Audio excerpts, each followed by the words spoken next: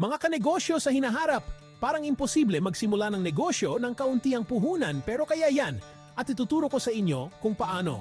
Una, simulan natin sa inyong mga kakayahan, talento at mga mapagkukunan. Magaling ka ba sa web design, pagluluto o pag-organisa ng mga event?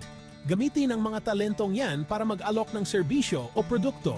Susunod, magtrabaho mula sa bahay, gumamit ng libre o murang software at subukan ng barter o palit serbisyo.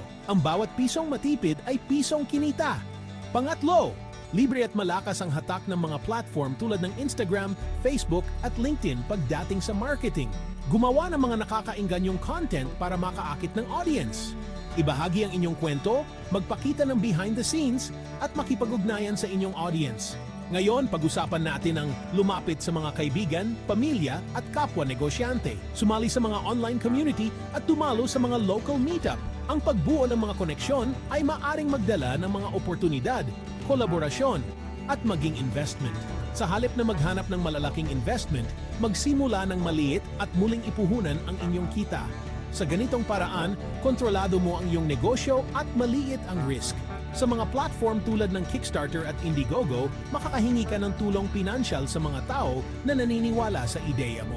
Mag-alok ng incentives tulad ng early access o exclusive products para makaakit ng backers. Panghuli, gamitin ang libreng resources tulad ng YouTube, blogs at podcasts para matuto at magkaroon ng bagong skills.